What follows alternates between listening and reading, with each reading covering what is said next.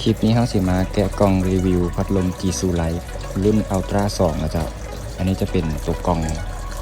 ทั้งข้างทั้งหลังจะระบุอุปกรณ์ภายในกล่องนี้เลยจ้ะแล้วก็สเปคเครื่องอยู่นี่รุ่น Ultra 2นี่จะสามารถเปิดไฟสายได้แล้วก็เป็น power bank ได้นำคักอยู่นะ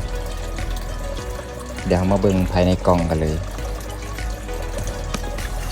ตัวนี้จะเป็นกล่องแบบใหม่แล้วนะยังแต่ตัวอัลตร้า1แต่เจ้ายังบ่ทันเปลี่ยนแพ็กเกจหน้าตาของกล่องเถอะรุ่น Pro 1S นี่ก็เปลี่ยนละตัวนี้จะเป็นหน้าตาของกล่องตัวใหม่กล่องแบบใหม่จะเปิดแบบขึ้นถึงแล้วนะอันนี้จะเป็นสายคล้องตัวนี้แบบนี้งามอันนี้จะเป็นน่าจะเป็นตัวไข่ตัวกล่องฝุ่นของพัดลมตัวนี้จะเป็นแปรงพัดทำความสะอาดตัวนี้นี่เลยปรับได้2ระดับความยาวของแปรงขัดอันนี้จะเป็นสายสากนะจ๊ะ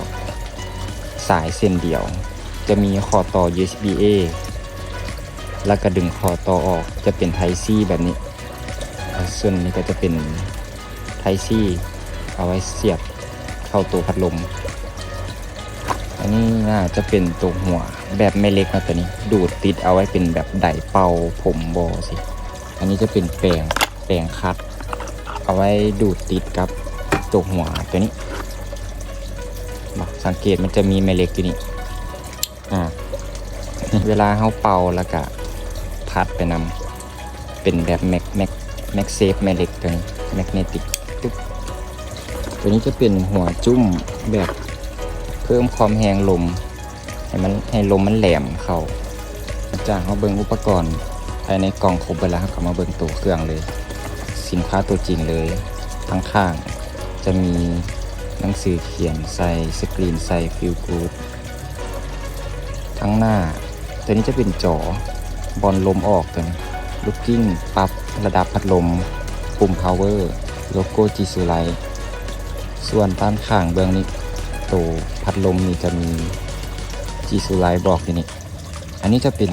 ปุ่มดอกไฟสำหรับเปิดปิดหรือว่าปรับดอกไฟอันนี้จะเป็นปุ่มเซฟตี้ถ้าเราบ่ได้เปิดปุ่มเซฟตี้เราจะกดเปิดพัดลมบ่ได้เลยกด2 บาทเอาไว้เบิ่งปริมาณแบตเตอรี่แต่ว่าคันถ้าเราบ่เปิดตัวนี้พัดลมจะบ่เฮ็ดเวียกตัวนี้จะเป็น2 สากเนาะเป็นพอร์ต Type C ตัวนี้อันนี้จะเป็นอินแล้วก็เอานำเจ้าเดี๋ยวซูมไปนึง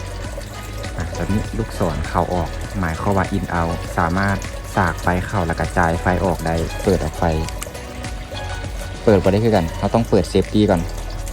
เลื่อนไปเบื้องขวานี่เปิดละดอกไฟกดอีกบาทหนึ่งแสงมันจะแห้งขึ้นอีกกดอีกแห้งระดับ3กดอีกบาทหนึ่งตัวนี้จะเป็นไฟ SOS หรือว่าไฟขอความช่วยเหลือกดอีกบาทหนึ่งมันมอดเนาะตัวนี้ส่วนเปิดพัดลมนี่มันเขาจะไม่ได้กดข้างคือกับรุ่นอัลตร้า1ตัวนี้จะเป็นปุ่มแบบกดตึกบัดเดียวเลยแบบนี้พัดลมเลยเริ่มเฮ็ดเวียกละเปิด1ก็แห้งอยู่ได้เจ้าแต่ว่ารู้สึกว่ามันเบอร์1นี่มันจะเบากว่าอัลตร้า1เบากว่าหน่อยนึงเพราะว่ามันจะเน้นอายุการใช้งานแบตดุลคือจังเบอร์1มันจะอยู่ได้25 ชั่วโมงเลยแบตตัวนี้ส่วนว่าเขาปรับแห้งขึ้นไปจุดจับก็จะอยู่ได้ประมาณ 1.5 ชั่วโมงซ้ำๆกันเลยมันจะแห้งพอๆกันตัวนี้จะอยู่17 เมตรต่อวินาทีส่วนอัลต้า1จะอยู่19 เมตรต่อวินาทีสิลองมาอ่านเป่าต้นไม้ใบไม้เบิ่งอันนี้เบอร์1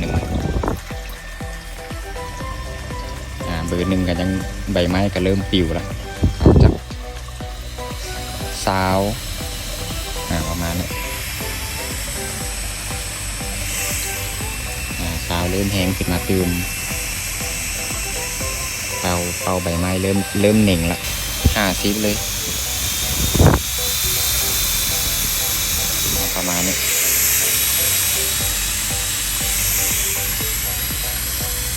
เอาไปไม่ปิวละเอาสัก100เลย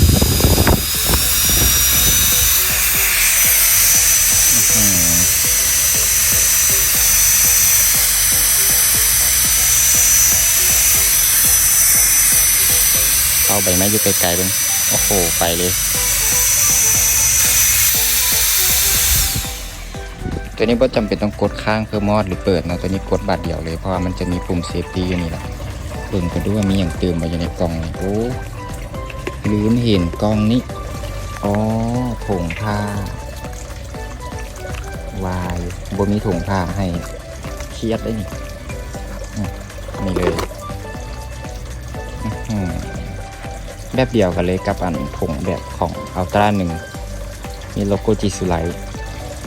เรียบร้อยพกพาใส่กระเป๋ากันเครื่องวายได้ดีเลยตัวแบบไดเป่า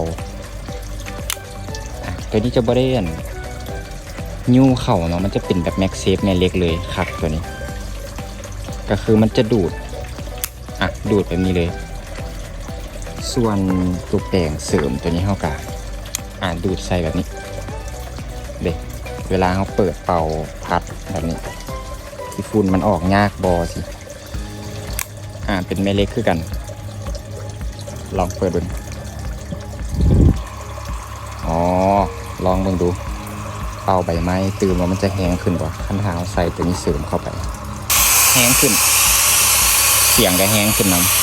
ำเดี๋ยวมาลองระบบสากเลยแบบนี้สากไว้บ่ขึ้นเนาะตัวนี้มันขึ้นระบบสากไว้20 วัตต์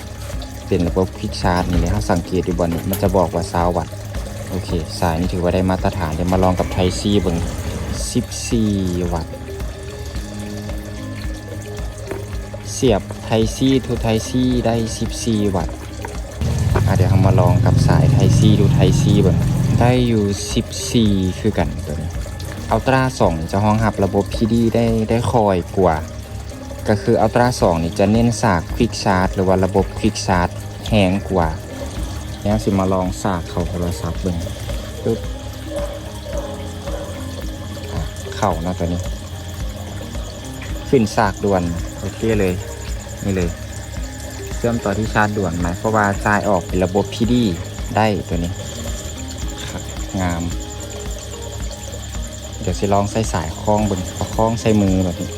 เวลามีคนต่ำหรือลุดมือบอประมาณนี้มันมาลองหันลองเบิ่งอย่างนี้จะสามารถถอดอันนี้ออกได้ตัวนี้มันจะเป็นกล่องเห็นบ่ตะนางเป็นกล่องขี้ฝุ่นถ้าออกมาพัดมาเป่าทำความสะอาดได้มันจะครอบเข้าไปในนี้เป็นตัวครอบตัวกันฝุ่น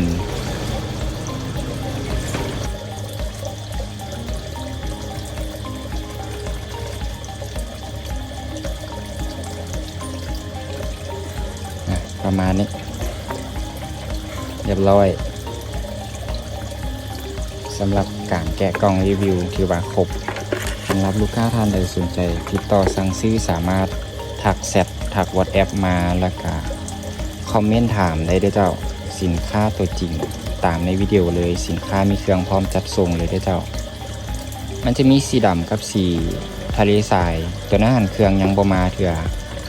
ลูกค้าสามารถจองไว้ได้หรือว่าสั่งกับทางเฮาถ้าว่าตัวใดทางเฮามีพร้อมจัดส่งทางเฮาฝากให้ได้เลยอยู่ในตัวเมืองนครหลวงทางเฮาไปส่งให้ถึงทีอยู่ต่างแขวงทางเฮาฝากขนส่งให้ได้เพราะว่าสิเป็นห้องอรุณอนุสิตมีไซเกียงไก่ได้หมดเลยเจ้าสามารถเก็บเงินปลายทางได้เด้อขอบใจที่รับชมคลิปไปก่อน